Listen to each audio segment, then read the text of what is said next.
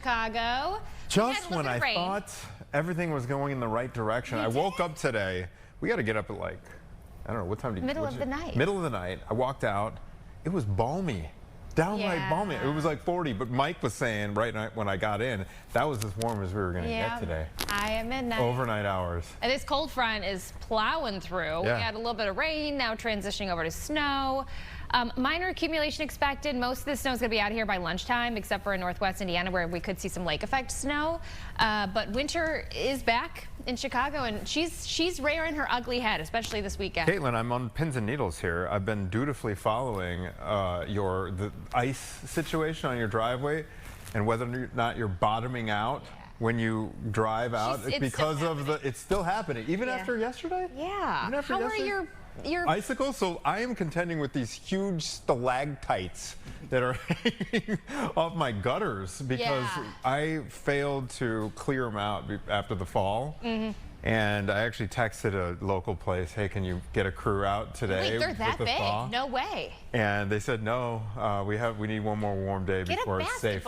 Get a bat. No. I mean, yeah. The thing is, it's just going to come back this weekend because we're getting snow. It's going to freeze again. And as long as those gutters are clogged. Oh, because of the clogged gutter. So you called someone to get the gutters unclogged. Exactly. And they said okay. No. Well, that makes sense. They said no. If anyone out there has any wrecks, send them my way. Yes. Well, we've got some good news. It is winter season. We're thinking about the kiddos. The Lurie Children's Radiothon is happening tomorrow. So you've got a chance to change some lives this holiday season just by picking up your phone. And we actually have a couple folks from here. I think we got Jake Hamilton, maybe even Gabby going out there to pick up the phone. So you might be able to talk to a few of our people. We have a couple of customer service representatives joining us. Yes, Dion Rogers, co-host on WGCI Morning Show, and Brady, afternoon host on 103.5 KISS FM. Thanks for joining us this morning, you two. Thank you for having us. Thank you. Leon, were you on this morning already? Are you coming after? Yeah, I'm coming. I'm fresh off of work coming over here. What's your shift? We're on from 6 in the morning, 6 to 10. Me and my brother Zach Bug and our producer Ryan Lee. So was it balmy outside when you woke up? Yeah, when you said that, balmy. No, I wouldn't have got balmy. I was coming from Homewood, so it was a little different out there. And I got, I got an uncle that can knock those stalactites out. I need your uncle to come by. Low cost too. Is it stalactites or stalagmites? I'm impressed if you knew the right one because I always get them mixed up. Brady, so wait, this is before your shift. This is my pregame. I always pregame with Leon. Usually we're somewhere else, not on TV. We're doing something, getting in some trouble. But yeah, I'm on 3 to 7 every afternoon on one of them. 7. Yeah. So you guys are here all day. All day. Okay, so let's talk about Lurie Children's Radiothon. What is it? Good. Well, it's an amazing event where the radio stations from iHeartMedia all get together and help raise money for Lurie Children's Hospital, which is a nonprofit. So they need all the help they can get to help families remain closer to the children that are going through treatment. Children that are sick, the families can come stay at the Lurie Children's Hospital, and it's a beautiful, beautiful building. Man, it's off the chain, and it's just an amazing event, and I love doing it because it really humbles you, man. It really humbles you. We sit up and complain as adults about, catching a cold or having to change a tire on a car or my back hurts. Or a stalagmite on you. Right, and then you meet a 6-year-old kid that's had 5 surgeries within the past year, and all they want to do is play video games. And it just shows you how life is very important, and to look at it through the eyes of a child is totally different from how we view it. Totally. Yeah, and to add to that too, I mean, there's a couple words that come to mind whenever you step into Lurie's, right? The first one is kindness. Yes. It's just a vibe. It's an energy unlike anything else. It's really magical, right? And the other word is smiles. Man. When you think of a hospital, smiling. Right. But everybody in there, the staff, the kids, the families, the nurses, everybody just has a smile on their face. And I think that just gives us this aura that creates just a special environment for these kids. Man, what they're going through, you and I will never understand or fathom or want to go through. We were talking. Go ahead. I was just going to say we were talking about all the different wild shifts we do in this industry, right? Yeah. Getting up super early, staying super late. This Radiothon, it's a big deal. A lot of people call in. You recruit volunteers to field phone calls, but what does it look like on your end during this thing? Oh, so on our end, we're pushing it as much as we can on our stations. We're talking about how you can help, how you can donate. Brady, you brought up the fact, we mentioned the fact like how you can just give $20 a month, and that makes a huge difference like for the year.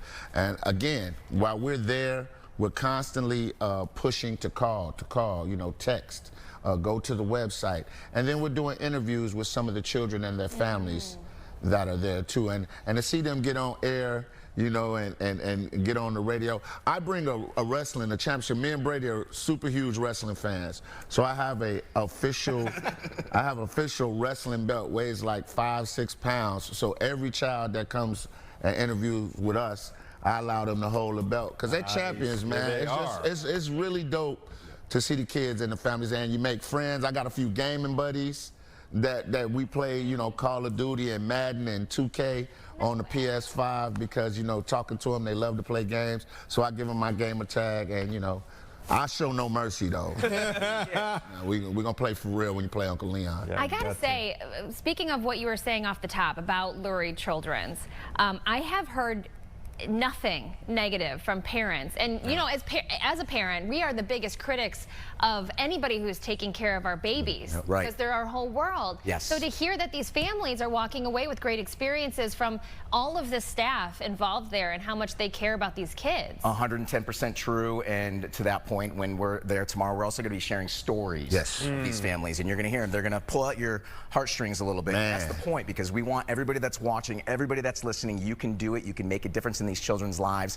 And one of the great things about Lurie Children's is they care so much about the physical, but they also care about the emotional. And that's something that goes, you know, pretty under the radar, and it shouldn't, because these families are going through so much things. I mean, just think about your whole entire life is changing, right? You have to bring your child into a hospital to have heart surgery. You have to be there for 9 months. Like little things like, I don't know, going to the dentist, right? Or going to the gym. Now these people at Lurie Children's Hospital are your emotional support as well as your physical. So there's so much that goes into it. They do an amazing job. It really is an incredible place, and we're excited to be there. It's like, it's the most important day of the year. Yeah, man, to the point where they even have like pets, like dogs that come through, and the kids, you know, to comfort the children. The support dogs. I mean, the biggest thing for me, the thing that I like so much, and you know, you almost get choked up talking about it, is how the siblings react when their brother or sister is done with treatment, or they get to come see them, man. Just to, you know, to really, I was the only child, so I never got to experience that, but to just see how the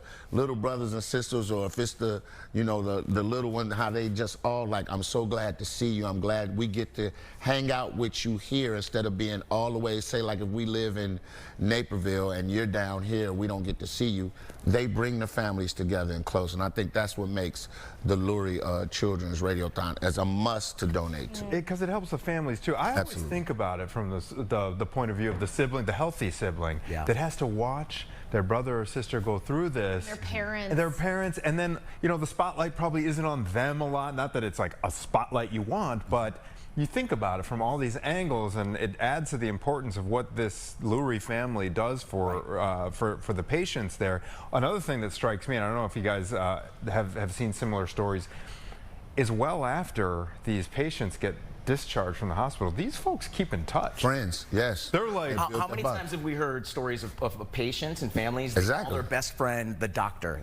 Who's your best friend? It's, you know, nurse, and it's an amazing thing. And another thing that Lurie does too, to your point about the families and the siblings, is they create like a fun space. Okay, so there was a young man, Marshall, who had, I believe it was 9 surgeries last year. He's waiting for a new heart. Crazy. He's waiting for a new heart. But in that time, in that 9 months, during these surgeries and waiting, he learned how to play hockey during physical therapy. No way. Marshall became a bingo master, and he made lifelong friends. These are the type of little things that we take for granted, but Lurie's, as these children are, you know, they're ill, they take their mind off it. They give them something to look forward to. And going back to, that's what I said, you know, we all here sitting as adults, we know how many summers we have behind us. We don't know how many summers we have left. To these kids, that's not even a thing. And I wish that I could think like that. I wish I could just live life like how they live life, knowing that they're sick, knowing that they're ill, but at the same time, it's like when they're talking to us, it's like, yeah, so, you know, I have to go tomorrow for this treatment, but then I'm gonna get on my Nintendo Switch. And I was like, What am I doing with my life? You know what I'm saying? Like my shoulders are killing me right now, and I'm complaining. Sunny side of the street. With Come on, man. So for people who are watching and maybe they're thinking they want to donate, is there a way that they'll find out where their money goes? I know you mentioned a couple of the things that Lurie's offers. Is this money going directly to those programs that teach the kids how to play hockey? Everything. Everything. It goes to all the above, right? So you're talking about everything from the doctors, nurses to some of the the programs that they have for the children, for the families. The living spaces. Living space. Yeah. It goes to everything. Food. 100% all to that. It's a nonprofit organization, like Leon was saying. So and the main thing is everybody that's watching and everybody that's listening tomorrow, $20 a month. That's it. It's nothing. That is what's that? One bottle of Milagro for Leon? Man, that's lay off the DoorDash. Lay off the DoorDash For a day. That's it, right? That's it. That's really it. Is Jake here? Jake's take? Where's he at? He's out and about. He might be in the field right now. Drive this morning. But he's going to be there tomorrow.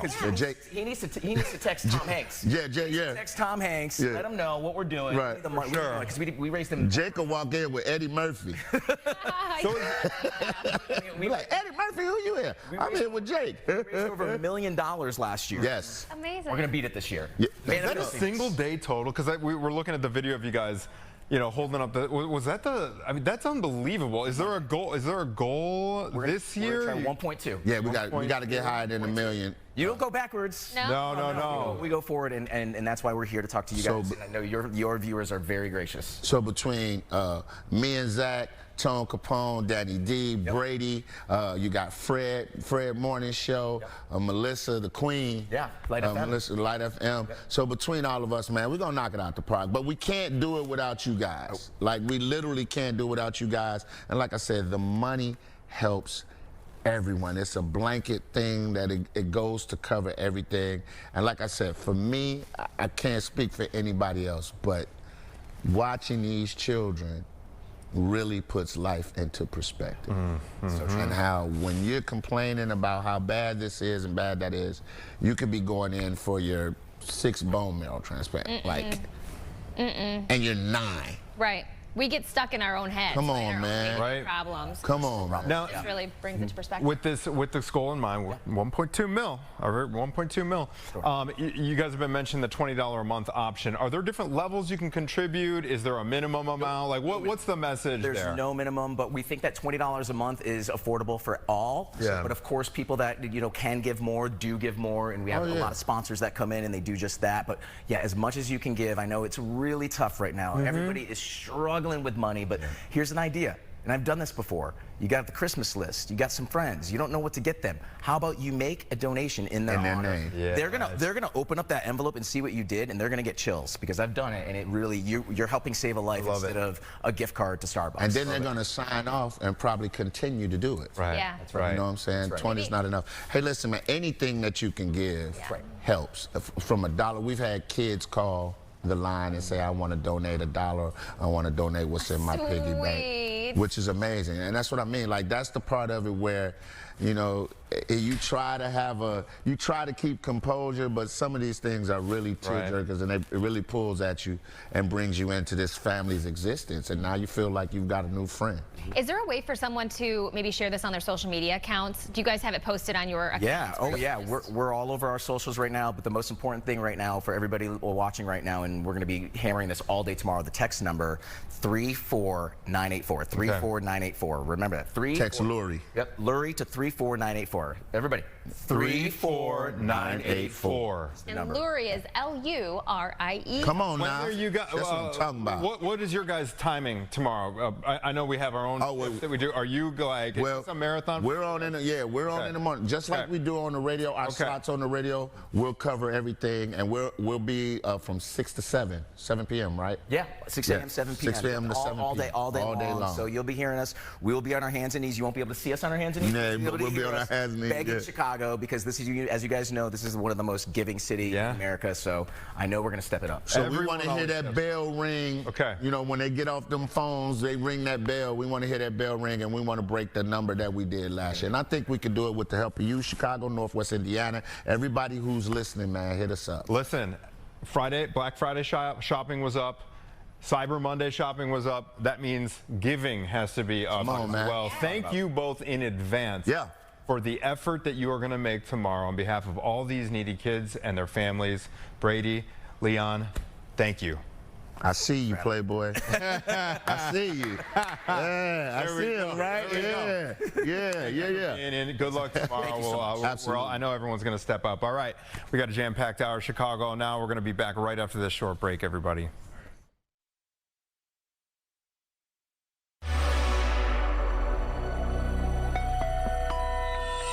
When you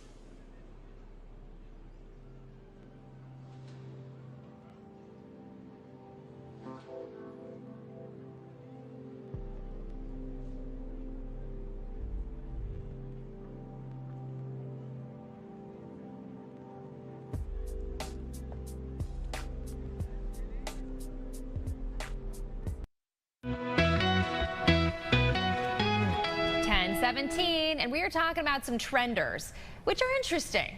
Always this time of year, there's some odd ones. Yeah, okay, so this first one is about wrapping paper, and maybe you're a big fan of making your presents look beautiful, but what if they smelled good too? So hear me out. Olipop is making its first ever scented wrapping paper for the holiday season, and it's offering a giveaway where you can enter on its website through December 16th.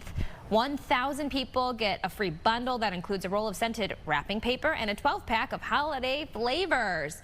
So right now it comes in 3 scents, Anthony. Okay. You ready for this? Yeah. Crisp apple. Crisp apple. So these are the flavors of some of their sodas. Vintage cola and ginger ale. Okay. How are you feeling about this? I am optimistic about it. Sure. I'm a little sensitive. I'm a little sensitive to smells. Oh. You know, sometimes I always called it the perfume gauntlet when you enter a department store. You know how it's always on that first floor. It could trigger a headache for me going through there. But some of these holiday scents I don't mind so much.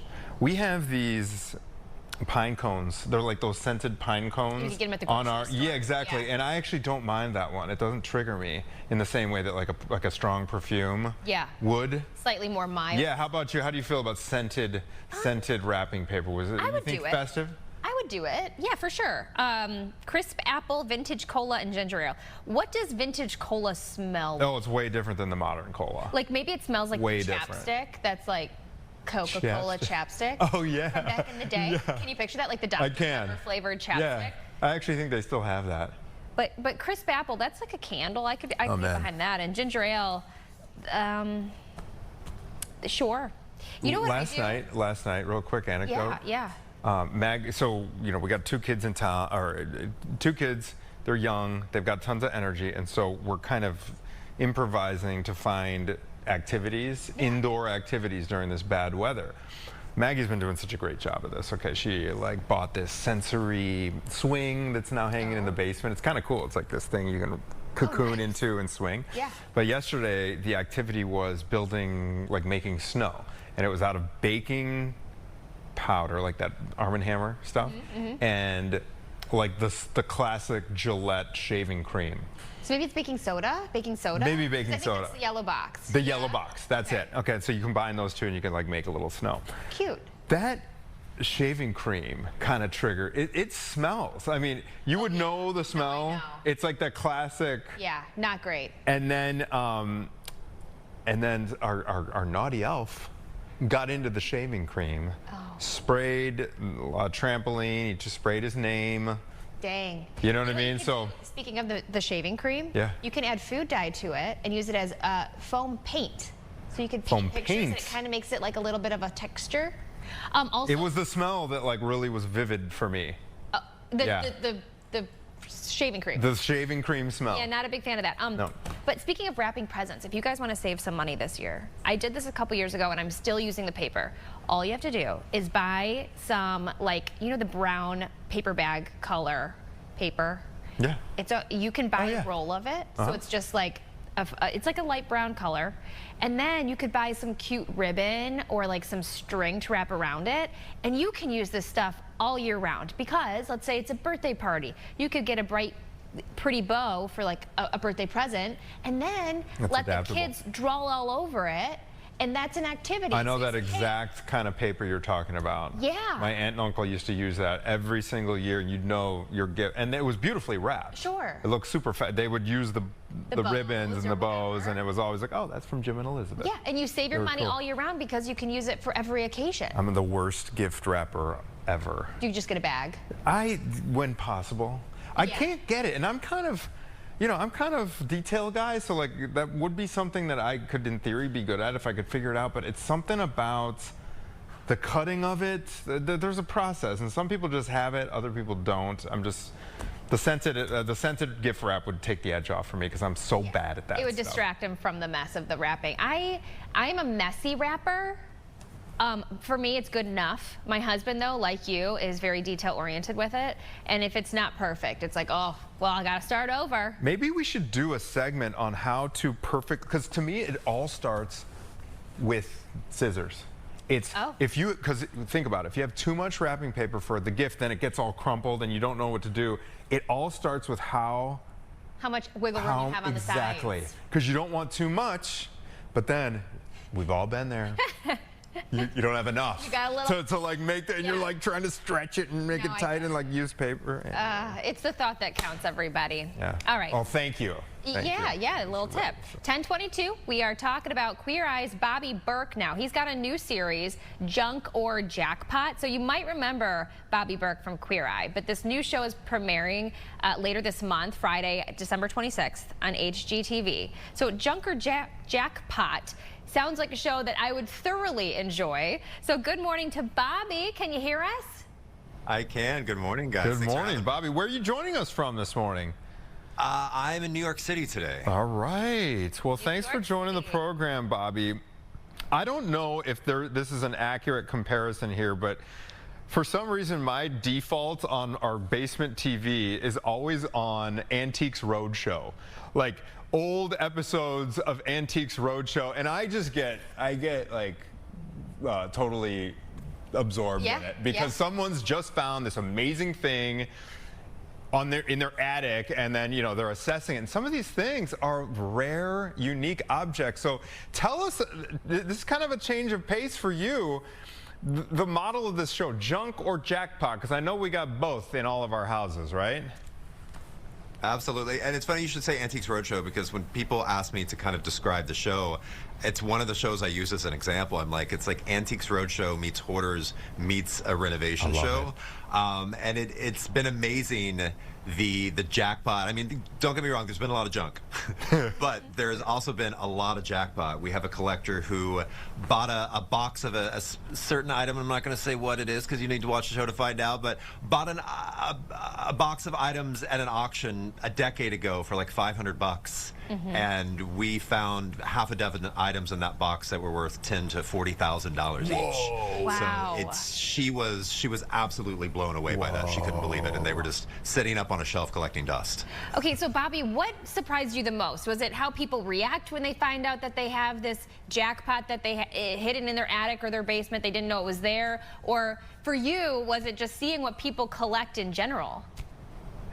You know what? I think what surprised me the most is how something that started out for these people as a source of joy and happiness had turned into a source of stress, anxiety, and in some points, broken marriages and relationships. Really? You know, so yeah, you know, at our first episode, Patrick, our collector, his spouse had left him. You know, he was like, there is no longer room for me in this home, and I feel like if you can't make room for me in this home, there's no longer room for me in your heart. And so about a week before we started filming, we showed up the day to film, and we're like, where's Roger? And they're like, oh, well, he's on his way, but he actually moved out. And he gave me an ultimatum that if you and Bobby can't get this under control, there he is, very happy. If you can't get this under control, I might not be back. So I think that's what surprised me in this so much, that these people had allowed these objects to be the most important things in their life over their relationships, over even the relationships with their pets sometimes. You mentioned hoarders as one of the examples you used to describe the model here. Are most of these, the subjects that you interview in this program, are they overloaded with stuff, or are there people that are just collectors that have maybe overdone it over the years? So every single one of them is overloaded with stuff, and it's overloaded with collection. You know, at some of our collectors, their collections were the most immaculately organized things I'd ever seen. They knew exactly where everything was, but again, they had just taken over their lives and control of their lives. Some of our collectors, like I mentioned earlier, they didn't even know what they had anymore. They had so much stuff that not only could they not enjoy the things because you couldn't see the trees from the forest, but they couldn't enjoy their home anymore. Friends stopped coming over, family stopped coming over because there was just, as you can see, literally no space to even walk. Okay, so you mentioned, as Anthony just said, hoarders. There's another show called Hoarders, but what makes your show different? You were talking about the emotional aspect of it between family members or even people's pets. Was that something that's going to make this show stand apart, the Junk or Jackpot, from hoarding shows? Do you guys talk about maybe after the fact, the help that these people are receiving, or the relationships that get mended? Yeah, you know, I think the major difference between the show Hoarders and Junk or Jackpot is, you know, Hoarders, they're pretty much just anything and everything. It's filled with just junk. Yeah. You know, these people aren't people that are just obsessed with collecting everything. It's very specific. You know, they've just allowed it to kind of become more important than it should. So, and one of the reasons why I come in and I walk them through and hold their hand while they sell things is because once I leave, I know they're going to buy more. I know they will. You know, but I want them to remember that letting go of the things that we let go together was not as hard as they thought it was going to be. And in fact, they don't even remember half the things they ended up selling. So I wanted them to have that emotional moment, because in the future when I'm gone, I want them to realize, okay, if I'm going to bring in more things, I need to let some things go, because I can no longer allow this collection to control my life. I want it to be a source of joy and not stress and anxiety. Do you feel like that messaging was well received by the folks that you met on this journey, or did you meet up against a lot of resistance to that approach? Both. I definitely met up with a lot of resistance, with some collectors till the very end. Man. It wasn't until they walked in and they saw the renovation, and they actually saw their renovation, or saw their collection in a new light. Because before they had so many things, they didn't even know what they had. They couldn't see these individual items that meant so much to them. But to see their collection treated as a true art collection, to where they could enjoy every individual piece. When they had friends and family over, they could actually talk about the pieces and enjoy it with and share their passion. That's what really, I think, was a turning point for them, and I think was going to be that moment that's going to help them in the future maintain that. I love it. Okay. I can't wait to watch the show. December 26th on HGTV. Bobby Berk, I hope it's a smash success, sir. Sounds absolutely fascinating. Thanks so much. Thanks so much for having me. Yeah, absolutely. HGTV is so fun. I think that is a, like you phrased, Hoarders meets, Antiques Roadshow. It's pretty fascinating because there's not only like a collectibles element to the whole situation, but also like psychology. There's like a therapist aspect to the whole thing too, because there are people. I don't know if you have people in your life that they really grow attached to three-dimensional inanimate objects. Well, that's what I mean, like the mental health aspect afterwards. Do they get help? Also, I'm wondering if one of the episodes goes sideways. I know we ran out of time to ask him this, but I was going to see, like, was there an instance where they came in, they cleared out their house, they got everything organized, and the person came in and said, I don't like this. Like, I miss my stuff. I miss my stuff. You'll have to tune in. It's like a warm blanket for some people. Yeah, comfort them. Yeah, but no, that sounds absolutely fascinating. Hope that some treasures are unearthed. How cool is that this woman bought like a box of stuff for $500 and she's making like 40 grand now? Love that. That's another question I have for him is like, do most of these collectors do it for the joy of collecting and just accumulating these treasures that they think are treasures, or is it with the intention, oh, one day I'm going to eBay that, or one day I'm going to sell that? This will definitely appreciate in value. Yeah, I bet it's the latter, don't you think? Don't know. I think it's maybe like a safety net where they say, okay, I'm going to have this stuff that I could perhaps one day make a lot of money from. I don't know. Interesting. We shall see. Yeah, those hoarding shows are something. Fascinating stuff. All right, we're going to go to break, but when we come back, this is an interesting angle. Yes. Okay. We talked about, like, fad diets and, interesting culinary creations. Well, one man has researched, I don't know about every U.S. president, this is a TikToker. These presidents have had some pretty interesting culinary decisions during their time at the White House. We're going all the way back to, like, the founding fathers and William Howard Taft and what they ate. And this TikToker is recreating some of their recipes, and they are eyebrow raising to say the least. So we're going to catch up with Bennett Rea after this short break.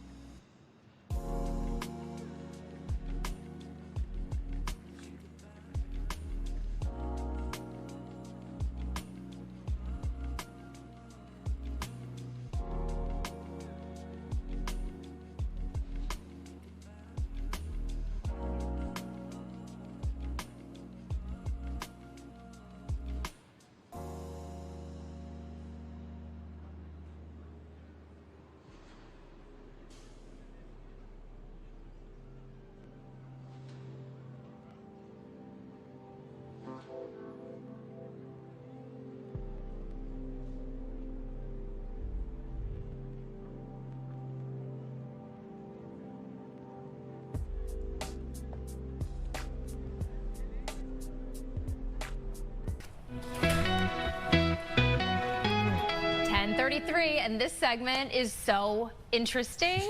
how we got here and what to find out. Let me explain. First of all, some of America's leaders have had some interesting diets. That's not really shocking. And one man on TikTok is doing the proper research to find out and try some of the presidential favorites. So joining us this morning is Bennett Rea over Zoom to tell us more about this page. And Bennett, I gotta know, how did this begin in the first place? Good morning. Well, it began with a cookbook from South Dakota, the 1989 South Dakota Centennial Cookbook. I I got this gift from my wife's grandmother, and she just handed it to me. I opened it up, and the recipes I found in there were absolutely ridiculous. And all of them were from senators and Congress people, even the president of the United States at the time, Ronald Reagan. And I just thought it was so funny. I fell in love with the idea, and I started recreating them back then, like 7 years ago, in kind of like a blog form, and then took it to video in 2023, and it's been a hit ever since. So obviously this is connecting. I mean, I think that people are generally fascinated with kind of the personal lives of these world famous presidents and everything.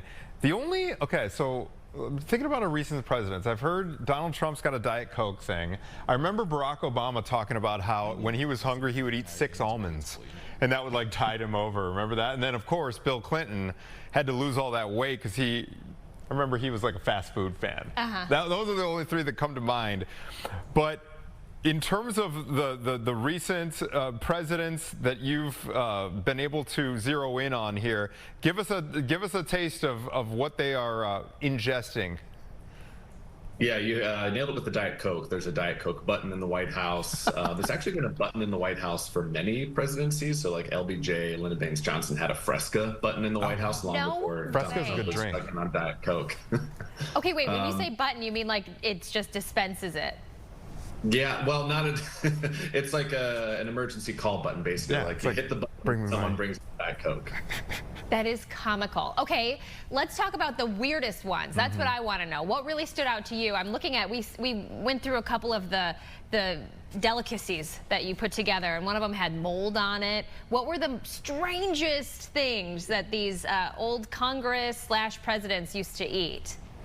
Yeah, delicacies is such a generous word. And I see you showed William Howard Taft there. I mean, that day was probably the most memorable for me. I ate 8,000 plus calories. Oh, wow. 9 different types of meat. I was just sweating by the end of the day from all the food. And then I didn't eat for 25 hours afterwards. So that was probably one of the top days. But then I also go back to those Jell-O molds, like you say, a ham mousse from Richard Nixon, Echo Emerald salad, which is this green lime Jell-O pineapple and vinegar combination that FDR would eat in the White House, and those are the ones that kind of stick out in my nightmares. Wow, man, that's commitment. The 8,000 calories. I am very impressed. Hey, Bennett, what kind of research do you do to zero in on these recipes? Are they like just generally available if you know how to Google it? No, that's kind of the fun part for me, is that this isn't stuff that existed on the internet. For so many of these recipes, it's analog cookbooks. So I've built up this collection of probably 60, 70 cookbooks, biographies, things like that really illuminate what the presidents were eating over the years. So it's kind of digging in. Some of them are old too. It's 100 years old. I'm afraid I'm going to like break the pages as I'm turning through, but that's where I find a lot of the recipes and the information. What did you find over the years? You said over 100 years ago, the difference in the ingredients used. Like now, is there just so much sugar and processed things that are in these recipes as opposed to the past? There's way more processed foods, definitely. There's also a lot more spice, though, which is kind of nice. Like you go back to a certain time period, and the only spices you're getting are like salt, pepper, and bay leaves, maybe. Man. So it's nice to have curry. It's nice to have paprika. It's nice to have cumin and coriander and other things like that for someone who appreciates spices a bit more. How far back did you go here? Are we talking like the founding fathers level? And give us an idea of what the founding fathers were eating. Yeah, well, I'll tell you what they were drinking, which was a lot of Madeira. Madeira? What's Madeira? Yeah. Madeira is in this kind of category of fortified wines. Sherry was very popular back then too, and port. So these things that we don't drink a lot of nowadays have kind of fallen out of fashion, but they went wild for it in the founding father days. And beyond that, a lot of bread, a lot of meat, strange meats, that we can't find at the grocery store. Goose, duck, pheasant, squab sometimes, bear, which is bear. And so would you purchase bear? Where did you buy the bear? I haven't bought the bear yet, and that's not something you can really purchase in a lot of places, but I do have some. My roots are in Western Pennsylvania, kind of Midwest there, so I got a possum guy, I got a squirrel guy. You got a squirrel. No way. Did any of the presidents eat squirrel and possum? Oh yeah, for sure. Taft ate possum, which was very greasy and stringy to cook. Not my favorite. Squirrel's great. Squirrel's delicious. I loved it in the squirrel soup for James Garfield. Wow, Tastes James like Garfield square. Describe it for us if you wouldn't mind. You know, squirrel kind of tastes like dark meat chicken generally, so you can kind of treat it the same way as like a turkey drumstick or dark meat chicken. But the soup was flavorful and hearty, and it's from Ohio. You know, he's an Ohio guy, so kind of very Midwestern. I liked it a lot. Nice. Okay, so outside of the bear, what other ingredients were out of reach for you? Out of reach so far, only because I haven't gotten to the president who ate bear steaks. So it's coming, but not till next year probably. There have been a few things that have been hard to find for other elements of the series. When I ate like royalty for kind of paid subscribers. It's been hard to find gazelle and things like that. Gazelle, yeah. Whoa, gazelle. Okay. Does it transport you back to, like, when you're eating these things, what goes through your mind? Does it transport you back to like the year that the president was in office? To me, that's the whole point, is to kind of have the experience that president was having, kind of set me in the place, set me in the time as much as possible, without, putting on a white wig and, having just candles all around me. So I love the experience of it. And to me, that's like why I have that bit at the end where I'm just telling you how it feels, because I can go through the data and just be like, here's everything listed out. But to me, the experiential part is the fun. What has the reaction been from viewers? Obviously, you're on TikTok. You're doing really well with your videos. What are people saying? I think there's this odd combination of fascination and disgust and shock and education that's happening. It's in this weird little space where people are learning, which is really interesting. And it's a great entree into history, right? Like food, we all eat. We all have a connection to food. We all have opinions about food. So it's a really interesting way to both humanize these larger than life figures and also see just how crazy some of them ate. Just looking at the list there, it humanizes them. Yeah. I was looking at some of the representatives that you had. I don't know if you saw that scroll, but it instantly humanizes folks. When you see what their favorite recipe or what they like is, it brings them back down to earth in a way. Bennett, what has been the nastiest thing that you have consumed since you started this effort, where you're like, oh my gosh, never again? I brought this horseradish jello to Thanksgiving, to a Friendsgiving, because I thought it would be fun. That's definitely up there. Okay, who was that attached to? Who was the personality attached to that one? Do you remember? It was Representative Glenn English, who is still alive. Sorry, Glenn. And this was like a 1990s recipe that was pretty tough for me to get through, but number one right now is still that beef tongue in aspic for Mary Lincoln, Abraham Lincoln's wife, the first lady. That food should not lick back, and it did. Oh, lick back. Beef tongue? Yeah. It was beef tongue? Oh, It was a boiled beef tongue suspended in essentially jello, so even broth worse. flavored. And Mary Todd Lincoln, that was her favorite? Ew. Yeah, it was one of the things she loves serving. I still get chills a little bit. Ooh. How would you even cut that up? Talk about it. Go through the jello and then the tongue. Bennett, what do you do just day to day? Were you a chef before you started this page? I was not a chef, so I actually have a cocktail background, which is kind of why the bar back here is well stocked, and maybe I'll do some cocktails with Congress. Sure. In the future, but that's my background. Is I led cocktail classes for a long time, and I was just a home chef, and I love cooking. It's always brought me a lot of joy, and I was a presidential nerd since I was about 6 years old. I wanted to be, when I was 6, the president of the United States and a chef. This is close enough. Do you remember all these things? Like, if I asked you about our last few presidents, would you be able to zero in on a recipe, or is that asking too much?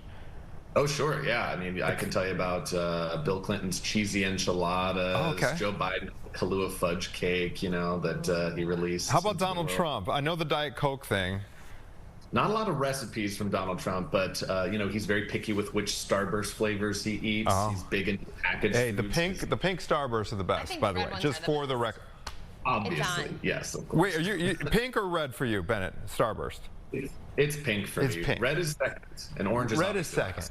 Red is second. Okay. I'll give you the silver medal on that. Yeah. Okay, how about Obama? And let's go. What about George W? Yeah, actually, George W. is maybe the most fun day of eating out of the more current presidents. The presidents who are still living, huevos rancheros. He loved a cheeseburger pizza, which sounds those both sound good. Huevos rancheros, amazing. Yeah. Love huevos rancheros. And then how about Barack Obama? Very efficient, really like a smart eater, ate healthily. The 7 almonds is kind of like a funny joke, but he also, like, definitely had those like almond dad vibes. Yeah, very healthy, crunchy. Yeah. Well, thank you so much. That was fascinating. Your account. Yeah, this is TikTok. great. Are you on Insta, Facebook, YouTube? Everywhere you can possibly find Cooking with Congress. Yes, it's out there. Bennett Rea, thank you so much for taking time for us, sir. Do the cocktails thing, man. Come back on when you get that done. That sounds like a great project. Cheers, I'll do it. Cheers, cheers, cheers. All right, 10:45 back here in Chicago. We're going to take a quick break, but then when we come back, I've been missing Natalie all week. She's having fun. She's having fun. Okay. She's in a warmer locale right now. Natalie, if you're watching, I hope you're having fun. And I think she was really excited about this segment, too. I am excited, too. Come on. I mean, cutie Talk pie. about leopard cubs. Yeah. Leopard cubs at Brookfield Zoo, Chicago, when we come back after this.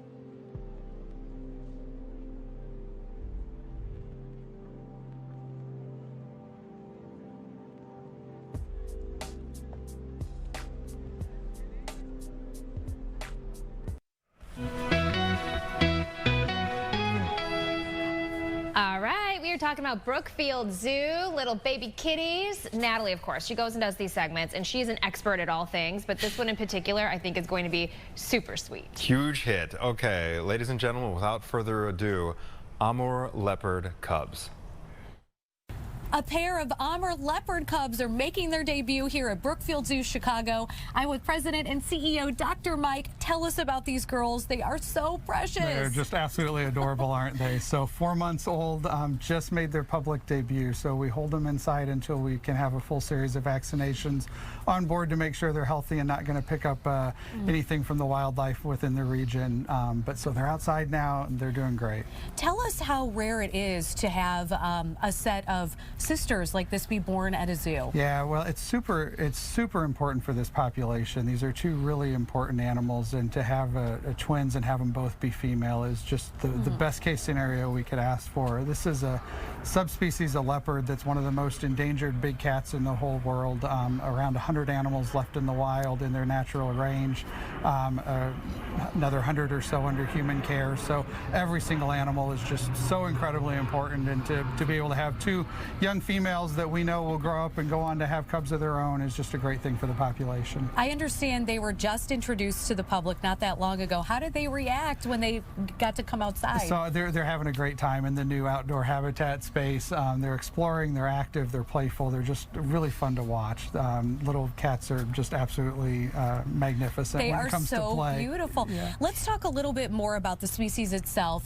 Where are they found in the wild, and why are they endangered? Yeah, so they're an Asian species of leopard, so similar to the leopards that you would find in Africa, but those ranges do extend all the way up into Asia. And with this particular one, it's in the Far East in Russia, cold climate. So they're a cold climate leopard. So they're very happy on a day like this. They've got a thick, bushy, warm coat, but it's also that coat that is driving some of the loss of wildlife. So a lot of illegal hunting for collection of pelts, and then just loss of habitat, degradation, conflict with people within the community, livestock, those types of things. So just a lot of loss of space for them in the wild, and then just a lot of direct conflict. When can people see them here at Brookfield Zoo, Chicago? Are they going to be out throughout the winter months? They are, yeah. So they do well in cold weather, so they'll be outside throughout most of the winter. All right, come see them here at Brookfield Zoo, Chicago. You got to rush over there before those cubs get too big. And they grow fast, I'm sure. They grow fast, exactly. But I could have stared at that video all day. Just watching those little guys move around. I know. So cute. And Natalie's such a cat lady, too. So I bet this was her perfect, yeah, meet there.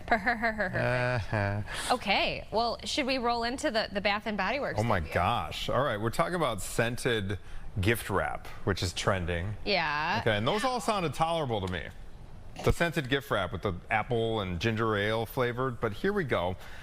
This is another thing that is trending in consumer products this morning, everybody. We're talking about food scented candles at Bath & Body Works. Okay, here we go with the lineup. All right, these coffee and donuts doesn't sound too bad. Okay. No, that sounds great. Yeah, coffee and donuts I can get behind. Yeah. Chips and salsa. No. Pizza and ranch? Oh, yes. Gabby's saying yes on pizza and ranch. I don't know. Now, I like pizza and ranch. But I like both those things. Do I want to smell it coming out of a candle? That's a whole different ball game here. Oh, dill light? Like pickle smelling? Do you guys do a white elephant gift exchange? Done it in the past. This has white elephant all over it. Popcorn and slushy. You know, sometimes when you get like food flavored things, such as a candle, I feel like they don't really smell like the food. It's like a sweeter version of the food. You know what I mean? So I wonder if this is one of those situations. I don't really know, but let's see. I wonder how people can get their hands on it. Somebody said that the pickle candle and chips and salsa candle smell like feet. They smell like feet. Yeah. Another person says they're a fan of the candles because they're a foodie. So maybe some of the candles actually. One person commented that the pizza and ranch candle almost made them throw up. Caitlin, you know what this kind of reminded me of? What? Jelly Bellies? Yeah. Yeah. The Jelly Belly flight that we did. By the way, we were down in Indianapolis. This was a couple weeks ago to watch the IU game. And we were staying in Bloomington that day. The little girl who was playing with Theo, my friend's daughter, had this Jelly Belly game. Have you heard of this thing? No. Tell me more. So it's a game you play. It's not dissimilar to what we did live on the air with the fright flight. The fright flight taste test. So basically, they're Jelly Belly candies, and they look. These two different flavors. You take two at a time, and they look identical. But one of them can be like ginger ale flavored, and the other could be like feet, booger or something like that. But they look identical, and so the game is, it's like a 50-50. It's a roll of the dice where you take the two, and one person. Exactly. That's fun. It was Theo play. I tasted a couple, and they're nasty. They're really, really horrendous. You know, they had like a Harry Potter version of those Jelly Bellies back in the day too, that would have just the most disgusting flavors. I mean, whoever was thinking of that, one of them was like feet, like things like not great. Right. Yeah, really bad. Anyway, some people smell the pizza and ranch, which Gabby was like, oh yeah, I could get behind that. Said that it almost made him throw up. Chips and salsa smell like feet. Yeah. So hit your Bath and Body Works up and grab you some pizza. Grab you some candles. Should we talk about zero sugar Oreos? Okay, Can let's. Oreos go wrong? I don't know. Okay, so this is the first time the company is selling a sugar-free version of the cookie in the United States. It goes on sale in January, but they're already in Europe and China, and it'll come in both the original and double stuff, but they're sugar-free Oreos. And aspartame free. Okay. So it's not the sweetener that goes into Diet Coke. So they've got to be. I mean, I would try it. I wonder if it's stevia or. Oh, yeah. I know what you're talking about. Like still sweet but natural. So the original Oreo cookie contained 13 grams of added sugar, which isn't a surprise because isn't it true that like one Oreo has about 50 calories in it? Ooh, or maybe I don't know. it's 25. It's something obnoxious. And maybe I'm thinking of the double stuff because who would buy the original? Ooh, yeah, when you get double stuff. That's un-American. Yeah, but sugar-free, I might get on board with this. Listen, proceed with caution. Maggie came home, this was last summer, when barbecuing all the time, grilling burgers, all that stuff. Theo just likes ketchup on his burgers right now, as many kids are wont to do. Yeah. She came back with the Heinz sugar-free ketchup. Have you tried this? No, is it gross? Oh, no. I banned it immediately. Oh, it was There was good. just something about that tangy, original. hit right. No. And what makes it worse is when you're expecting one thing Yeah. and it doesn't hit right. It was Yeah. that's a perfect way to phrase it. I understand what you're saying, and with Oreos, you probably want it to like satiate that craving Yeah. in a way, and if it doesn't, you eat a whole sleeve and you're like, I wish I didn't do that. But I don't know. If it tasted similar, Anthony's not going to get into it. But I think I would do it because to my point about the whole sleeve, sometimes you can't stop. Oreos are so good. Yeah, they are good. That like you just keep popping them in, and if it's zero sugar, maybe you don't have to feel so bad about it. You know what else is a dangerously good cookie? What? And they're so good that the bag they come in is like lined with tin foil because they're that delectable. Have you ever had the iced animal cracker? Yes. Iced animal. But I don't think they're that good. You don't? You do? Yes. And I'm not a sweet tooth guy. Well, I'm a maybe steak that's why. burrito guy. Oh my gosh, they're so good. Ew. No. I mean, not That's really. What, are they No. too sweet for you, Kayla? No. Too sweet. That's impossible. No. But speaking of good cookies, I thought you were going this route. Have you heard of the Reese's Cup / Oreo? No. I guess that's a big trending thing right now. It's like a Oreo with a Reese's in the middle, covered all in chocolate. I was tempted to buy some, but you can only buy like in bulk on Amazon, and I wasn't going to spend $60 on like 400 Oreo Reese's cookies. In the Ponce household, we're still making our way through Halloween candy. Are you That's really? become a thing where they're wired Good for after. you. Well, they have to eat their dinner and then they get one.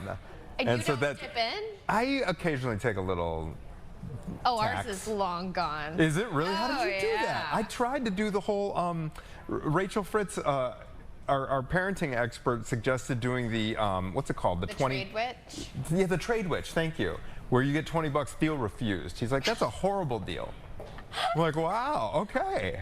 You don't want that new video game, I guess. I bought like a sleeve of Kit Kats. They're already gone. Like that day, those Kit Kats were gone. My family, they've got my daughter Birdie and my husband. They have sweet tooths. Man. Sweet teeths, if you Sweet will. teeths. They do. Lots. Yeah.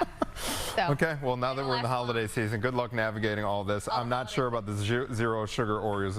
If it's as bad as the ketchup. Maybe I'll buy some and bring them in. We'll give them a try. All right, it's 10:58. Got another hour of Chicago Now coming up in just moments. Tia and Gabby are waiting in the wings here. They'll be back right after this.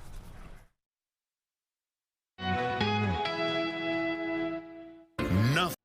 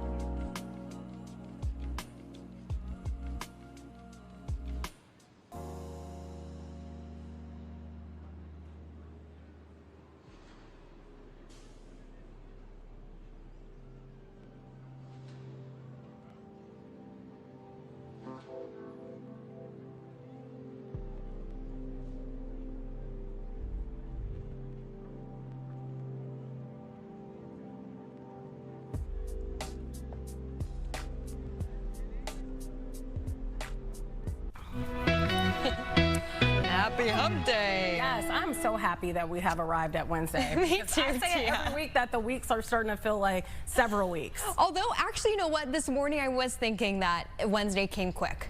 This week. Yeah, this is the exception, okay? Yeah, okay. And then I stood in the snow for a little bit and I'm like, never mind. It does feel like a Wednesday. Look at it out we there. are halfway through. It's not snowing right now, but it is very cloudy. Well, obviously we saw some because it looks like a little bit of snow is covering our camera there. What the?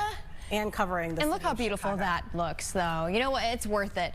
And more snow apparently coming tomorrow night. Let's not talk about it, though. It's the winter. It's Chicago. We're used to it. I think we're still practicing our driving skills. Like every single season, we have to like relearn how to drive in it. So true. And you're like, man, I thought we could handle this, but you're behind people. Whether it's snow, whether it's rain, we're always navigating. The sunshine delay. Let's navigate you through our show and what we have coming up. So one of the things that we're going to talk about, smart money habits, specifically with your teens, and really teaching them to be fiscally responsible. We're going to have that coming up in the show. We're also talking to a man who has gone viral on TikTok for his niche knowledge. Some people say niche. I say niche, whatever. We'll drive into how languages have changed over time.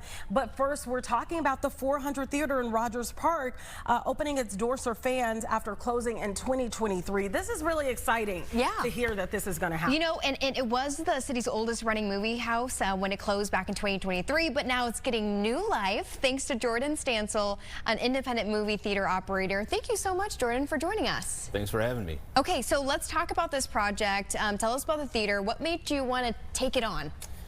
Well, I started out about 12 years ago with my first theater in Michigan. My great-grandfather founded the Rialto Theater in Grayling, Michigan. Wow. Which is a town of only 2,000 people in 1915.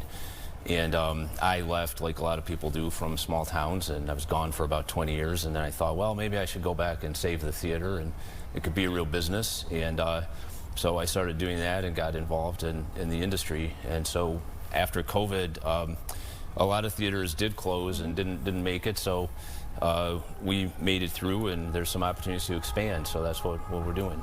That's awesome. Talk about the work that goes into, you know, really bringing a historical theater up to date and really what that kind of looks like, also from a financial standpoint as well. Yeah, no, there are a lot of challenges, as you can imagine. I mean, I think the first thing is, you know, the 400 Theater was a single-screen theater, like a lot of the old ones were, and then they went through renovations to make multiple screens, and sometimes those weren't really done so great. So a lot of that is dealing with like soundproofing those rooms better, improving the seating, improving the projection, and just bringing things up to the state of the art in terms of technology. Because I think people want to go to a neighborhood theater, they want to go to a historic theater, but they want the quality to be top of the line, right? So you don't compromise on that at all. So that's what a lot of that involves. Well, I love it. And, you know, Rogers Park is such a great community, and I know that where this is, it's a nice little strip. You know, it was missing something, so it's good to see this come back to life. So thank you for doing that. What number now is 400 Theater on your belt for renovations? Yeah, this will be, I guess, the 4th, because we did 3 in Michigan, one of which is going to open in early 2026, and then this one hopefully pretty soon as well. So. Okay. So Jordan, tell us what is going on behind the scenes to get this open, and is there a projected opening date? I don't want to say a date. I think maybe first quarter of 2026. We won't hold you to it. Okay. Yeah, because, you know, people are so excited about this theater, and it's been really cool to see. I don't know a lot of people in Rogers Park, but so many people have reached out who are just really thrilled to have this back in the neighborhood. And, you know, it's near Loyola University, so the students have another option, something to do.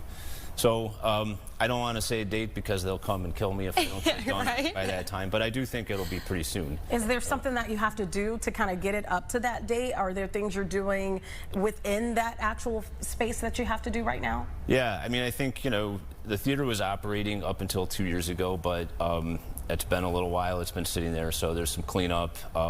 I think, you know, people really like new seating, so we're going to try to improve some of the seating options there. And obviously, you know, like I say, the technology has to be top of the line. So you don't want people to feel that it's a compromise to go to the neighborhood theater. I mean, that's what I think is really important. That's true. The other thing I would highlight is pricing, because I think a lot of the theaters now make you feel like it's a splurge to go to the movies. True. And well, my goal is always that I don't want someone, let me put it this way, I'd like to choose a price where you don't have to think about it. So if that movie theater is in your neighborhood, you can always go there, and you don't ever have to feel, well, I'd like to go, but it might cost too much. And so to me, that's the correct price point for a theater. Movie theater is not supposed to be something that you save up for. So are you thinking like almost like a flat rate type of situation, or based on times? Pretty flat. Yeah, Maybe not okay. entirely flat. But not the Rocky Mountains up and down either, So, yeah. Okay, where it varies by 50%. I would appreciate that. I have to ask you, I don't know how you came about and crossing paths with 400 Theater, but there's a lot of theaters here in Chicago that need a little bit tender love and care. Side for sale right now. Some help, I think, tons. So how'd you come across 400 Theater, and would you ever think about expanding into other parts of Chicago? Well, first of all, I think there's a really nice landscape of theaters here. You have the Music Box, there's the Logan Theater, there's the Harper, there's, what are some other ones? There's the Davis. There's more that I'm not thinking of. So you actually have a nice kind of ecosystem of movie theaters in the city. So I'm really happy to kind of join that. But there are also a lot of neighborhoods where you could do something. So I really believe that the industry needs to be focused on more like proximity and something relatively small that can be a storefront, you can walk to it, and it's in a neighborhood.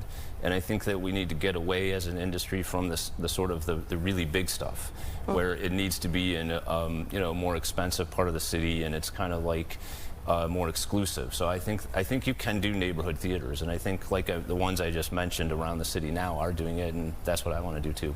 Your other theaters that you currently have, how do you do business? Are you showing current films? Are you going to throwback films? And then how will you transcend that same business model to here at 400?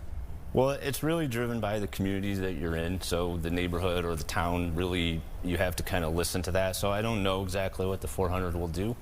One thing there that's awesome is there's a lot of different languages spoken in the community. To me, that makes a lot of opportunities for international films, serving different communities there.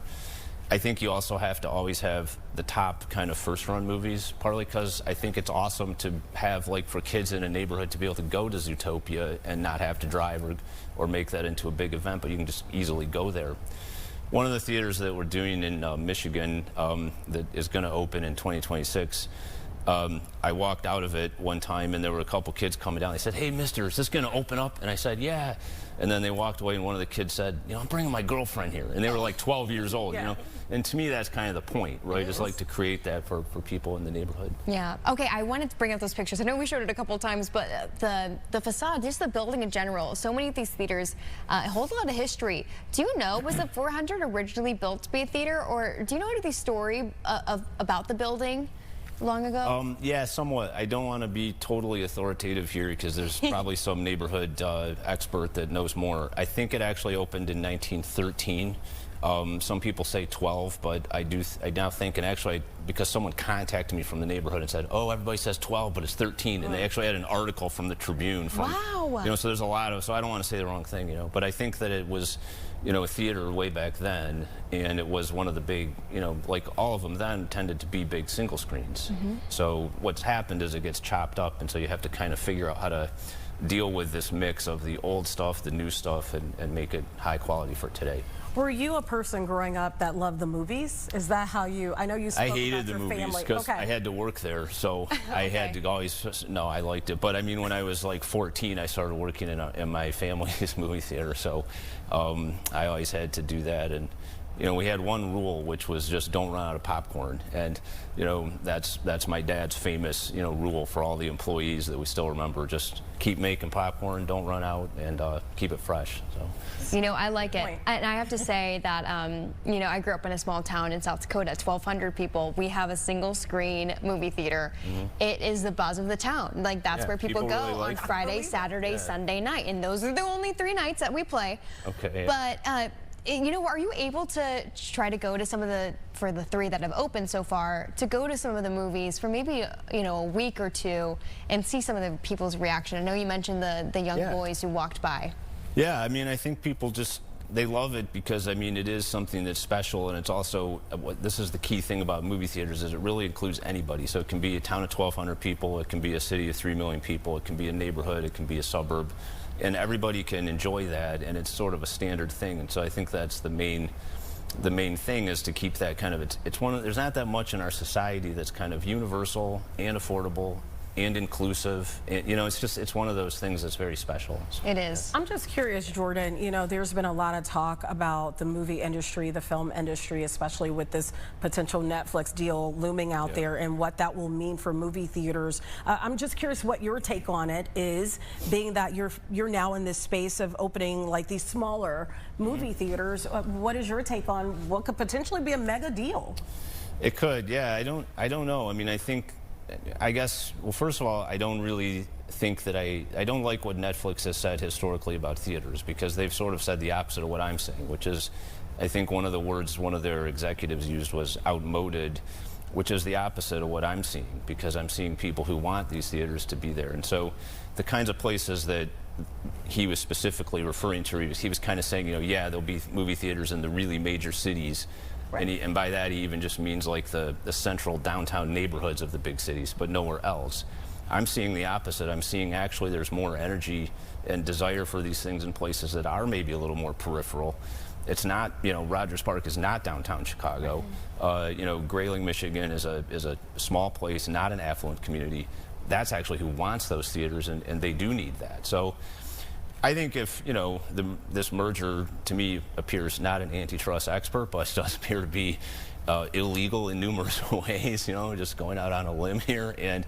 But I do hope that whoever buys Warner Brothers, or if no one buys it, that they just continue to release movies in theaters, because I don't think it's only about theaters. I think it's really about movies, because you're not going to have, look, everybody knows the difference between a TV show and a movie, right? And the only way to really make movie production financially viable is to do those big releases and to get those blockbuster revenues that go to the studios. That's what finances those big movies. You're not going to have Top Gun Maverick made for TV. You're not going to have Avatar made for TV. You're not going to have Barbie on TV. You're not going to have Oppenheimer on TV. Those things can't be TV shows. Those can only be movies, so what's really at stake is not just the movie theaters in the neighborhoods, but it's really that part of our culture. Yeah, and the family and community of going to the movie theater. Like you said, the kid who said, I wanted to take my girlfriend, the thought is they grow up, right? They may get married and they come to that movie theater, they bring their children to that movie theater. So you're right, that's an experience that you can't get in your living room. No, you really can't. Yeah. And even the jobs that it produces too, because I'm assuming, right, some of the local people in Rogers Park will hopefully be working at that movie theater. Yeah, absolutely. It creates jobs, not a lot of jobs, but, you know, we have at the other locations, you know, maybe seven to 10 people working. I mean, so it's a small employer, but it's important to everyone there. And the other thing that movie theaters do is they create spillover effects in the neighborhood. So many people, obviously, they go to the movie, they get an ice cream cone, they get a beer, they go to dinner. They take a Lyft or an Uber or whatever. So there's a lot of other spending that's related to that. That's what you're exactly right. You can't just sit at home, you know. I love it. So you don't want to give us a date, which I don't want to hold you to. I respect that. Yeah. I respect that. Well, we're gonna have to come and visit. Actually, we're gonna have to be there live, Jordan, when it opens, so we can open it up to the public. Okay, we got Is there anything free popcorn, though? There we go. Jordan, is there anything that you specifically, you know for a fact, that you want to change inside that building? I think we really need to make. You said the seating. Yeah, seating is we got to upgrade seating, but we have to. I think we have to look at some soundproofing and sound, because I think sound is one of those things that's really. A lot of times people neglect that, and so like you want to have top quality sound. That's half the movie, right? And so you know, speakers, sound processors. There's a lot of things you can do, but you got to get people that know the acoustics in a space and you know, put that technology together. So. How much money do you think you will have to invest in that building to get it open? Well, all I know is everything I've ever done in life, I never had the money at the beginning. So you got to keep it going, you know. So, but it's, I don't know. I can't put a dollar figure on it. But okay. So are you using investors to try to get this open, or is this solely like an individual project? This is kind of an individual project. Okay. Yeah. Okay. Very nice. Yeah. I don't know if you're going to have an answer to this question, but for theaters, right? Is there something that's happened during these renovation projects, or something you found even that just like historical bad? I don't know, just makes for a crazy story. Because there has to be something. These buildings are old. Yeah, there's a lot of. I don't even know where I'd begin. Well, one of the ones in Michigan, you know, it took a while to get the mold out of it and stuff like that, because the previous ownership had just kind of left things. And there's a lot of stuff like that. I mean, all of these buildings, when you go in there, there's problems. And so I think a lot of people probably looked at the 400 and said, you know, I just can't fix it up. But I think some of it is about knowing what I feel like I've learned is what you need to do and what you can do later and how to do it in the right way. These are troubled buildings. I mean, I'll be honest with you. Like you look, if we were doing this on site, you guys would have a very different segment, right? It'd be like, oh my gosh, you know, what is this person doing? Because there's a lot of work to do. But I don't know. I've done it before, so I think I can do it. I think so too. Yeah. Do you document this? Because this, I mean, I'm not being funny, but I don't want to think about it anymore. No, you should do it. I think visually, yeah. I'm curious if you document it, because this almost, I mean, immediately when you said it, you know, there's problems. I thought HGTV. Me too, because we just had an HGTV. Yeah, like bar rescue, but for movies. Yeah. Yeah. No, I honestly be very entertaining. Well, reach out to them. Yeah, yeah. But do you document this with any video or not really? I haven't. I don't know. Yeah, there's some photos from all these locations. I mean, yeah, there's some documentation. Okay. But yeah, it's true. It would be, yeah, before and after would be pretty interesting. I don't know, Jordan. Yeah. Maybe grabbing someone from around the city could act like an intern trying to, you know, build their content creation career. Sounds like do a little segment for you. I don't know, just an idea. I think it'd be cool. That is a good idea. Okay, you know, one more time. When you're expecting, hoping at least to open, and then where they can find 400 Theater too. Well, the 400 Theater, like online? What do you mean? Oh, yeah, like the address. Oh, where is it? It's 6746 North Sheridan Road, so it's, you know, in that commercial strip, like you said, at Rogers Park. We only have a Facebook page so far. 400theater.com will be up, you know, when we're ready, but yeah. Awesome. We got to go for the grand opening. I think that'd be cool. All right, Jordan. I'll keep it in mind. Save some popcorn for us. We're looking forward to seeing the trailer of like what it took to get the doors open. That's what you can record. I'm not afraid. Okay. All right. Thank you. All right. Thank you, Jordan. Stay with us. We'll be right back after this short break.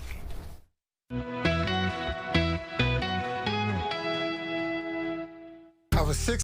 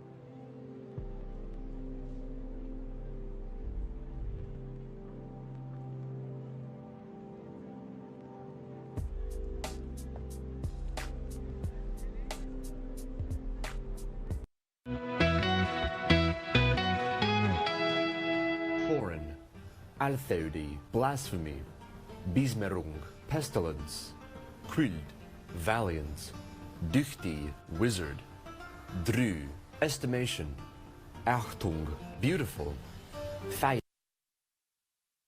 All right, I don't know about you, but I've seen his content all over the place, doing and pronouncing all of those words, and I'm like, he does it so flawlessly. Like, are there 25 takes behind that? We got to find out. Anyways, Every language has evolved over thousands of years, but you don't really get to hear just how much things have changed. But Aram has really found his own niche or niche out there specifically for this on social media. Aram, thank you so much for joining us. Pronounce your last name for us, because I do not. Now, listen, I think it's Nat Zorhang, but I'm not sure. So, or is it Nat Zorhang? Fortunately, everyone has, their sort of different way, but it's, I pronounce it not Zorhang. Not Zorhang. Okay. We will not forget that one. Right. Hey, you tell us, is it niche or is it niche?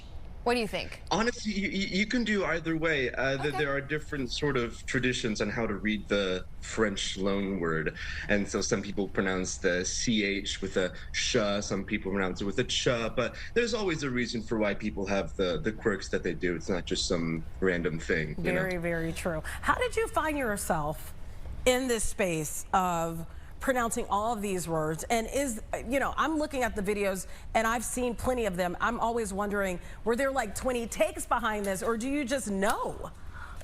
So I'll tell you what, social media, you definitely do have to take a lot of takes. And with the stuff that I do, especially, like reading Old English texts or Latin or ancient Greek, there are definitely a lot of takes, just like this simple little mispronunciation things that some people might not immediately recognize. But, when you study this thing for 5 years at this point, you start to notice. And so I want to make sure that I get the best videos possible out for my people, because it's not as though these are just something that you can just find out in the world.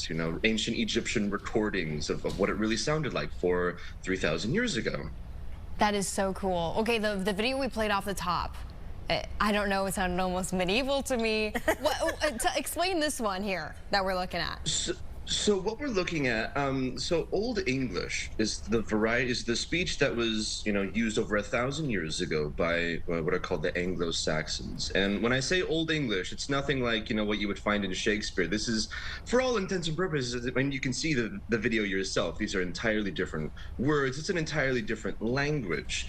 And so, for instance, the word for a pestilence or a disease is not pestilence or disease, which are Latin-derived words and French-derived words, but they're from Old English. And so the word for disease would be crud, which is where we get words like a cold from, which actually has no relation to the word cold as in chilly whatsoever. They just happen to sound similar over the many years that these two words have evolved over time.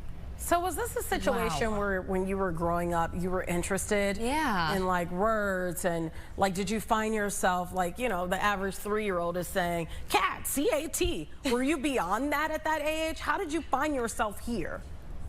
So I'll tell you what, and this is just, so that way people are more encouraged to do it. I've only been studying ancient languages for 5 years at this point. Now, I know that may seem like a lot to some, but I would say that I've really only got to the tip of the iceberg when it comes to studying this sort of stuff. And so I'm trying to go and get myself more prepared for when I actually go to college and learn this stuff on a professional level. And so I would say that, like, all of this stuff that you see in my videos and what have you are just, the product of me scrolling on various Wikipedia articles, and eventually, of course, the scientific journals and what have you, and just trying to get this more niche stuff out there in the world for people to see. Yeah, I love it. It is really cool.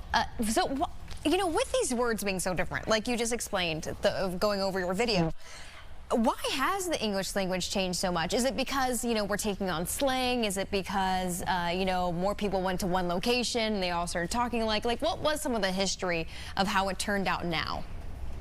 So this goes into the core of why I make videos at all, is because people have a tendency of viewing language through a very specific lens, in the sense that, if they learn one language, that means that they know how language works, which is a very, obviously vague statement. But when it comes to, the evolution of language, it's basically just one big telephone game where, let's say you're teaching a child or your child your language. It's not going to be coming from the same source that you learned your language from, just from your grandmother. And so this is basically just one big game of telephone where what becomes English is essentially, it lies in the hearts of all of us, in all of our speakers. And so we sort of have to keep that in mind when we talk about, like changes in pronunciation that we find to be not standard, as well as, use of vocabulary that's not standard. These are all, it's all a part of that telephone game where, it becomes what we teach to the next generation. And so take, for instance, your grandfather. I don't want to make any assumptions, but your grandfather probably pronounced the word white as white. You don't nowadays. You pronounce it with just a regular what. But that doesn't happen with just you saying the word white and white. That happens every time that your grandpa has a what, you have a what. That's an example of something called systematic sound change, where it's not necessarily the words themselves that are changing, it's the sounds that make up the words. Honestly, not every language has all of the sounds that a human can make in their mouths. They sort of have this sort of grab bag process.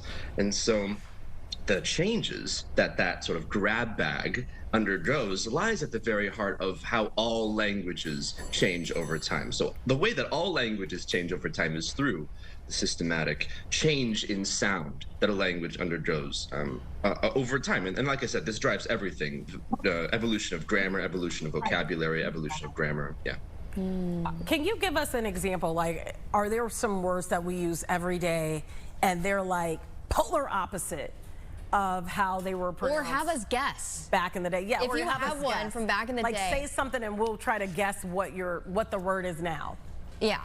Yeah, absolutely. Okay, so something fun I think I can do is I'll go and start with the word in English's most ancient ancestral language. It's called Proto-Indo-European. It was spoken around 5,000, 7,000 years ago in what's now Ukraine, and is the common ancestor of languages like Latin, ancient Greek, Sanskrit, and what have you. So I'll give you a word, and we'll sort of go through the process from Proto-Indo-European to Proto-Germanic, the common ancestor of the Germanic languages like German, Dutch, English, Norwegian, what have you. Then we can get to Old English and Modern English. So I'll give you an example. Okay. Okay. Stoichnos.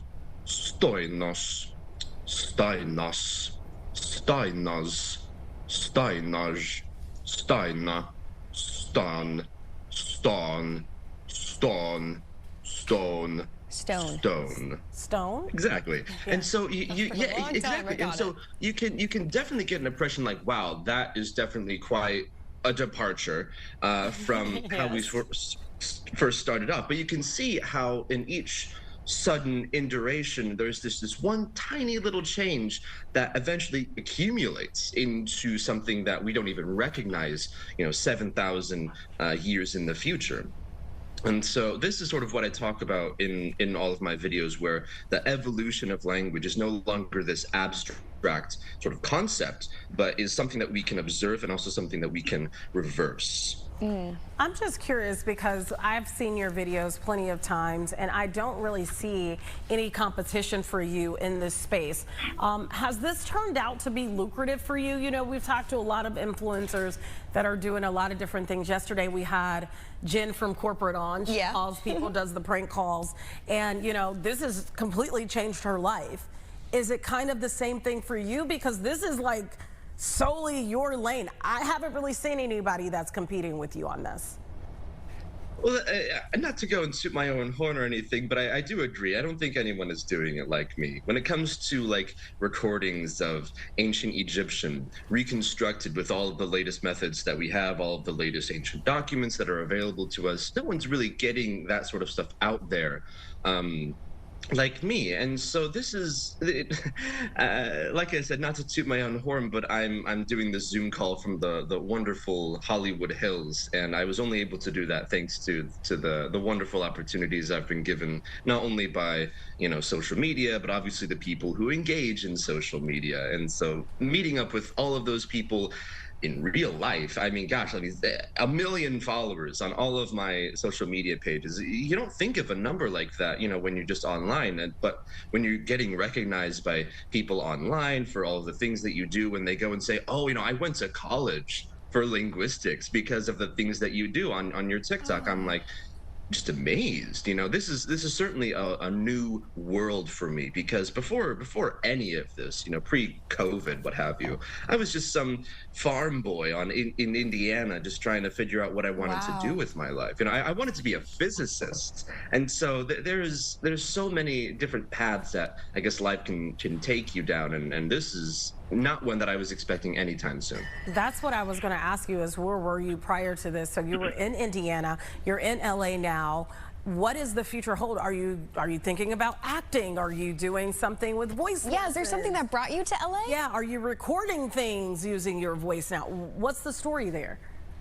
So, well, it's with regards to LA specifically, I mean, this is where all of the hip new influencers go, right? You know, you got to go and get your matcha latte for $13 while driving a car for $5. Right now. Yeah. But yeah, and so I would say that the poll is the poll that any sort of online content creator makes. But aside from the future, I'm actually something else that I really enjoy doing, precisely because I study this so often, is making epic poetry, really long stories that detail whatever story I want to tell. And so I'm actually going to be making an album that talks about one of these stories that I've written. It's a sea shanty about a pirate captain going crazy over cursed gold. And so we're going to be recording that sometime around next year. But it'll be really exciting. I've got some musicians together, and you know, people want a pirate story. You know, Pirates of the Caribbean for so long has been in our mental consciousness. People have a tendency of thinking, oh, well, we've done everything we want to with pirates. Now we can move on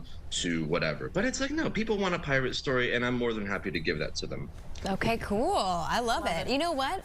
So something with this, would you make a new profile for this, or would you kind of continue to cross promote on your current like linguistics platform that you have?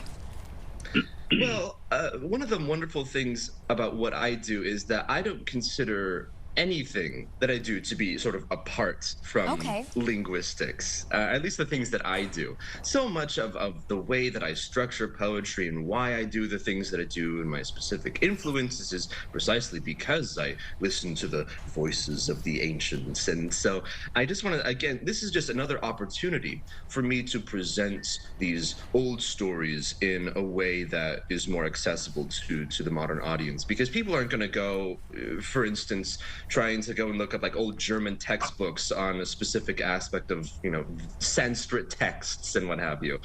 People want to go and find it on their Instagram, on their TikTok. That's why they love, you know, AI generated videos of historical figures speaking. But obviously it's more impressive when you see an actual person with actual books talking about him. And so that's what I do. I bring the niche to the forefront. I'm curious, what does your first name mean? Is there meaning behind your first name? I'll tell you what, this has been a question I've been asked many different times, and I've had many different sort of solutions that unfortunately I don't think I can actually say on TV. They're rather explicit, but surprisingly enough, it's completely meaningless. What? I made up the entire thing. I just thought, oh, you know, Arnold Sorkang sounds nice. It sounds like something a wizard would have as like a name. And so I was like, you know what, that's a nice little persona. Although I would say like my favorite theory so far is that it derives from an old English word for glory, ar. So it means like for glory. And I was like, okay, well, that's a nice little theory. I'll just go and say that that's where I got it from, because that's certainly a more intelligent answer than I made it up. That's a good story. Believe it. Well, that might be a good idea, actually. Maybe you've already done it, but going through some like really old baby names, because people are always looking for those kind of videos and wanting to know some of the meanings. Where did they derive from? I'm curious. How did it change too? Being that, you know, you do have like this superstardom on social media now, what is the craziest story or interaction you've had with a fan? Your eyes, they've exploded when you're out and about. I'll tell you what, I have interacted with people you would have no idea about. I remember one time earlier this year, I was in Venice. I was just hanging out with some people, and I was mentioning the stuff that I do, and they were like, "Oh, well, why don't you go and come over to our house? We're doing a ritual to Aphrodite, and we're witches, and so we would love to go and have you come over and do some Latin spells for us." And this was a very, like, you know, sort of off the whim kind of moment. We just went to this person's house like 20 minutes later, and like, I had no idea I was going to do any of this, and so like on the way there, I was just looking up ancient spells in Latin, because like I have like a little Google Doc drive in my phone that have of all sorts of different ancient texts, precisely for this moment, because I know that people would want to have a demonstration. And so this is just one of the many different marvelous misadventures of Aram Natsorachang. I could go and talk about people like this literally all the time, and it's one of my favorite things about being social media guy is that, you know, like I said, people's lives are so like different to yours in a way that's honestly hard to explain unless you actually go out there and see it yourself. And so that again, it's a wonderful thing I love about doing this is, you know, seeing the world and seeing the range of thoughts that people have, especially when it comes to a common love for a single thing, i.e. ancient languages. Yeah. Very true. You've been really fun. You have been. I mean, it's been quite the pleasant surprise that we've had. I'm going to hit the follow button right away. Unfortunately, this is my job, so. You know what? Yeah. You're right. In case people want to, you know, follow you on social media and keep up with your journey, where can they find you at? Yeah, so obviously my name is unique, so if you just look up Aram Natsorachang, I'm on Twitter, I'm on Instagram, I'm on TikTok, and if you want to go and hear what's the sounds of the old sound like, well, you're coming to the right place. So. All right, we'll be there checking out those videos. I'm scared of how the English language is going to sound in 1,000 years. I'm not going to lie, guys. The time traveling might not be that great of an idea if things are going to change that much. If it makes you feel any better, there's no way to ever possibly predict it. So. True. AI's taken over anyway, so that's true. We won't have to worry about it. All right, thank you so much, and we will see you next time. Let us know when you're in Chicago so we can have you sit right here in studio. Oh, absolutely. I gotta get a flight over there. All right, we look forward to seeing you. Okay, well, coming up next, we are talking about financial awareness for teenagers, especially around this time of year. That's important. Maybe you're giving them some money for Christmas. We'll break it all down right after this break.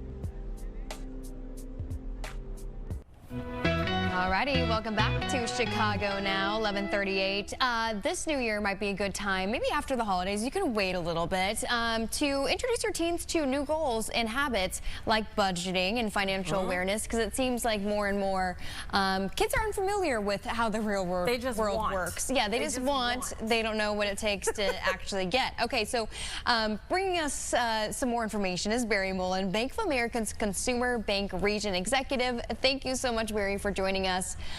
You know, there's a new stat. I think it said 47% of college students don't feel financially prepared for adulthood. Why do you think that is? That's a big number. Yeah, good morning. Great to be with you both. You know, I think a lot of it is our reluctance as parents to really approach that subject head on. We're approaching the holiday season and we're talking about New Year's resolutions. I think for us as parents, we really need to understand that financial literacy is really one of the best gifts that we can give our children. And I think a lot of the reluctance to do so is lack of information. So I think this is the perfect time of year to be having these conversations.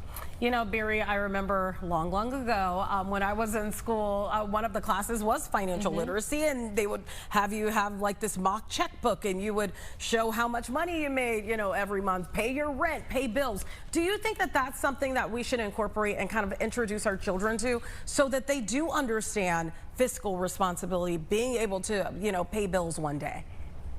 Absolutely, and you know, I chuckle because I'm not sure how many children know what a checkbook is. I know. But I think understanding how we can teach children how to manage their money, building smart habits, understanding how to budget, understanding the importance of making sound financial decisions is really, really critical. And we do learn a little bit of that in school, but I think us as parents can bring it down to real life situations, and that's where the financial education this time of year really matters to the children. You know, Barry, I started working when I was 14. I did too. And grocery store, lifeguarding, all that, because I had to, you know, make my own money if I wanted that makeup, if I wanted something, you know, a little more special at the store. Is that still how it's going? I mean, kids have a lot on their plate, right? They have sports, they have extracurriculars. I see a lot of parents opting out of their kids, you know, getting a job. Is that kind of the disconnect too? Does that play a part in it? I think it does. I think it does. And, you know, I have a teenager at home, and I know what I've been trying to educate her on is understanding that it's never really too early. I think asking questions like, do you know how credit works? Do you know how a debit card works? Have you ever looked at a bank statement? Those are all questions that we should be asking kids, because the day of opening up your first bank account when you go away to college, that really doesn't exist anymore. Children are getting a much earlier start on financial education.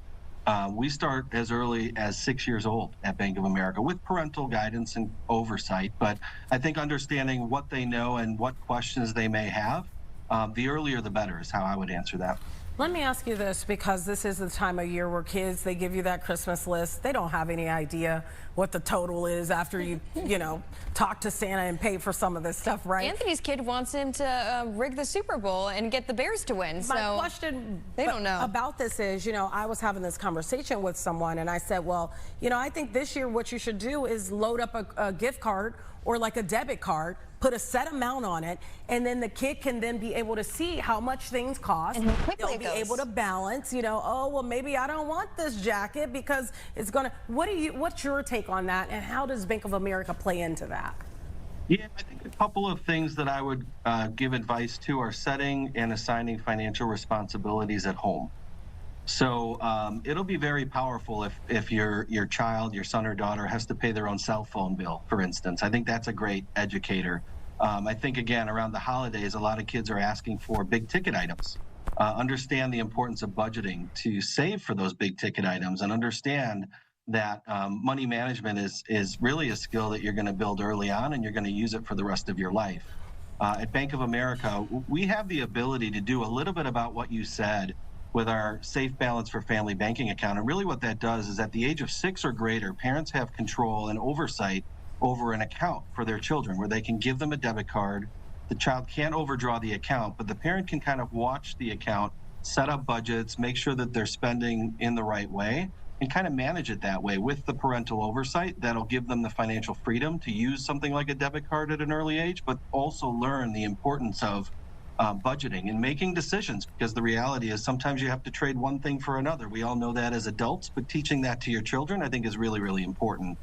which is why a lot of people have gravitated towards the Safe Balance for Family banking solution, because it gives them the financial freedom, but it also provides a little bit of oversight so you don't have to worry too much. It's a great idea. And they start early too, because my 3-year-old, apparently, you know, I used to hear that saying from my mom and dad, you know, you think money grows on trees, but some children really do. My daughter this week has asked me for at least, if I had to round it up, about $1,500 worth of stuff. And I'm like, what do you think? I'm just made of money. Let me ask you, you said start at home. So maybe the child isn't 6 yet, so they can't qualify for what Bank of America has in terms of this account. What are some tidbits that you would give from a financial place of what parents can do? Maybe their kids are younger, to kind of start, you know, them thinking, those wheels turning about how money works. Yeah, this particular solution that I'm talking about gives the freedom with a debit card, but you can certainly set up savings accounts and watch the balances grow. I think a lot of us, when we're growing up, we may get, you know, gifts from relatives, and we can put that money towards a savings account and maybe have a savings goal that we're working towards. Even educating young people on what the importance of paying bills on time means to your overall financial health. When you're exhibiting those behaviors yourself as a parent, your children will undoubtedly learn, because children learn by doing. Something simple like if you're loyal to a business, whether it's a restaurant or a store, even educating them on a rewards program that shows them if you're loyal and you continue to be loyal and you do it in the right way, you can actually benefit through rewards programs. I think every major retailer and a lot of restaurants nowadays have those types of things. And then when you're teaching them, take those rewards and put it back into your savings plan, that's when it really starts to make sense. But more than anything, I think seeing the parents exhibit those sound financial behaviors is going to teach the children what they need to do and what they need to pay close attention to. And I'd even saw on your website talking about comparison shopping, because that's something that we just do naturally, but maybe a young person going online for the first time wanting to buy something doesn't know that they should cross-reference some of the websites. That's right. That's right. I mentioned my teenage daughter earlier. She asked for a Nike tracksuit, and I said, oh, okay, let's take a look at it. And when I learned it was over $130, I said, well, let's take a look and see, you know, where this is most beneficial in terms of cost. And doing that now is so much easier than it was for a lot of us when we were growing up. You can go on the internet, leverage certain things. You can even use AI nowadays to do that comparison shopping. But teaching the children that you don't have to go with the first price that you see, and understanding that there may be options for you depending on what it is that you're looking for. I think comparison shopping can help them understand why it's important to not just go with the first thing that you see. So while you're planning and budgeting and saving and understanding decisions and choices that you have to make, comparison shopping can actually save you a lot of money also. Absolutely. Barry Mullen, before we let you go, can you let our viewers know how they can sign up for some of what you talked about? You talked about that account, you know, for someone as young as 6 years old. Can you tell them where they can sign up for that? Yeah, thanks for that. bankofamerica.com is an industry-leading mobile application that we have a lot of pride in. The great thing about this Safe Balance for Family banking solution is parents can go right to mobile banking and go into bankofamerica.com, and you can actually look at the features and benefits for Safe Balance for Family banking, and you can actually open the account right then and there. There'll be some information you'll need, as it is the case for any other banking solution, but you can do it right from the comfort of your home. You can do it even during the holidays when you may be off. But bankofamerica.com is where you would get the information and actually set up the account, order the debit card, and you're good to go. Perfect. All righty. Barry, thank you so much for joining us. We appreciate it. And happy holidays to you. Good luck with that daughter. I hope that it's not much more than just a tracksuit, because, yeah, it can get spendy, I know. All righty. Yeah, thank you. We'll talk to you next time. Okay, coming up, we're talking with After School Matters. Speaking of gifts, there's some beautiful handmade gifts that I'm seeing here on the table. That might save you a few dollars, but also these handmade gifts are supporting a good cause. We'll tell you all about it after this break.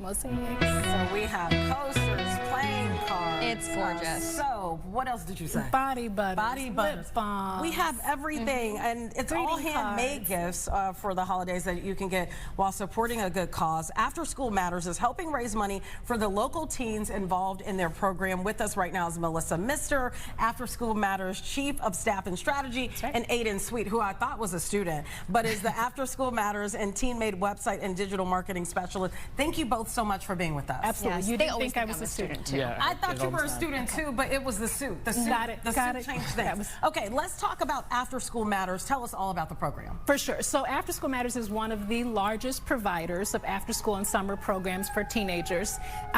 Next year marks our 35th year of serving teens in Chicago. And really the whole program was started on the idea that every single teen in Chicago deserves a safe place where they can learn, they can create, they can explore their interests. That's how we got started. And, you know, it's 35 years later, and today we serve nearly 19,000 teens in programs located throughout the city of Chicago. Love that. Okay, so we're saying that this supports a good cause, getting some of these handmade gifts.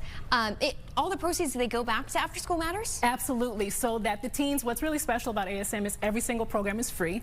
No teen pays to participate in the program. In fact, teenagers are paid a stipend for their time in the program where they learn essential skills for career and career readiness. They also have access to really amazing instructor mentors in their program. They're earning a stipend while they work, and they're creating all these wonderful items that are on display here in some of the programs. Aiden, tell us about what they've created. Yes, so and some of the students behind some of this stuff. Definitely. So, I mean, as you can see, it's a huge variety. We have programs covering things across arts and STEM, and today we're really focusing on the arts programs and some of those pieces. But yes, so this is a Teen Made, and really what Teen Made's goal is to showcase the talent, the creativity of teens across all of our programs, particularly our arts programs right now. But again, we collaborate with them across our STEM programs and our leadership and everything. But yeah, we can get into some of these pieces. Yeah, please. Point them out. And I smell like lavender from somewhere. That would be well, we can get into that. So this is we have a few entrepreneurial programs. We have one at Taft High School. We also have one at Concordia, which is on the west side. So these right here are that's called Ruckus Entrepreneurs. The teens actually designed their own line of wellness products. They make them themselves, mix the ingredients and everything. I visited. It's super fun to watch them do their thing and create these. And then here we have some Shea Balms, which is from the our entrepreneurial program at Taft High School. So again, created entirely by teens. And then over here, you might also be smelling our perfume. So that's our Creating with Scent program, which happens right here downtown at Gallery 37. Again, they get to decide on what that scent smells like and how it represents a story that's personal to them. So I hope you don't mind. Yeah, please, I just need a little bit of this because it's been a long day, you guys. You know, I love this, and I was talking behind the scenes that I've done segments with After School Matters before, and it was a really great mosaic class that I was able to visit with. Yes. They gifted me a really nice piece, and some of the students I was chatting with, one said, you know what, I'm going to bring this into my entire life. Maybe they won't start it professionally making mosaics, but it's going to be part of them forever, a new hobby. Absolutely. So the skills that teens are gaining in their programs, no matter whether or not they decide to pursue mosaics as a profession, they're learning how to be more confident. They're getting exposure to career fields that they may not have been aware of otherwise. And so they're better equipped after being in programs. They've got stronger resumes. They've got a stronger network of people to interact with. And they just got this better sense or stronger sense of what's possible for them. So that you may not become a mosaic artist, but you've gained skills that are going to serve you really well no matter what it is you decide to do. Talk about the element of, you know, really doing something hands-on, you know, because I think, you know, we hear oftentimes that teens don't have enough to do in Chicago. Yeah. Talk about the element of this, you know, being after school. This, you're not making them come to this. No. They're choosing to do this after school. They are choosing to be there, and they're choosing to be there because choose is the key word. Yeah. There's a lot of teen choice involved. We offer such a range of programs that if I'm a teenager starting at age 14, to your point earlier about financial literacy and how early it starts, you graduate from 8th grade, you're 14 years old, you have this huge range of program and content areas to choose from. You're choosing it. So if you choose to be there, you're there because you want to be. And then on top of that, you're earning a stipend that really does place some value on your time and your effort and let you know that your time is valued and your talents are valued. I love it. Okay, if people are interested, and Don't team break made. anything. I'm not. I just want to make sure it's nice and shown.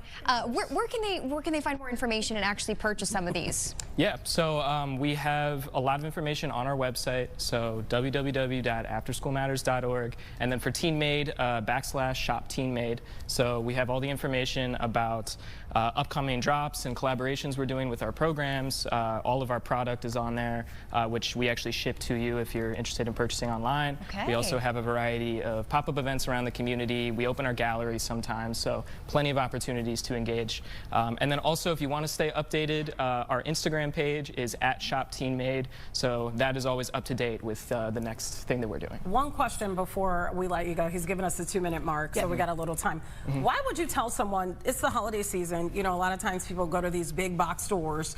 They're not always thinking local. Maybe they do it for Small Business Saturday, and after that it's over. Why would you say someone should consider buying some of the items that the teens have made with hard time? They're doing the time. Yeah, they are. You know, putting in time to make this happen. Absolutely. So here's the thing. When you buy one of the teen-made items, you're directly investing in Chicago teens. So you're investing in their creativity, you're investing in their learning, you're investing in their future, but also their right now. They're so incredibly talented and have so much to offer today and tomorrow. That's a direct investment in what they do in their programs. And the thing is, during the holidays, I think there's no better time to uplift youth and just shine a light on how wonderful they are and support them in all the ways that we're supposed to. So yeah, that's why. I love that. Yes. Because you always hear, especially on the news, no shade, it's almost like putting a spotlight on the bad. Yes. You know, and there's a lot of teens doing a lot of good, so I'm happy that. Quickly though, beyond this, if someone's interested in joining After School Matters, you know, having some of their children sign up and participate. When is the deadline to maybe sign up for the spring? So there are some programs up on our website right now, afterschoolmatters.org. There's a tab that says apply. It's a relatively easy process. And we have a spring session that's going to start shortly after that. So yes, always just keep up with the website. There's opportunities on there all the time. And really, if there's a teenager in your life, your child, your nephew, your grandperson, anyone that you care about, I think it's a great thing to direct them to ASM. And we just know the benefits are exponential. It was a good time in that classroom I was in, yes. All right, Melissa and Aiden, thank you both so much for coming on the show. Happy holidays to you. And congratulations to all the students that made some really amazing. Is nice. Even that perfume. I know. You It's rubbed it, you may as well buy it. And I just put a little bit on. It goes perfectly. It smells great. Okay, we'll see you on Thursday, everybody. Friday Eve. You got that right. Thank you so much. Thank you. Thank you.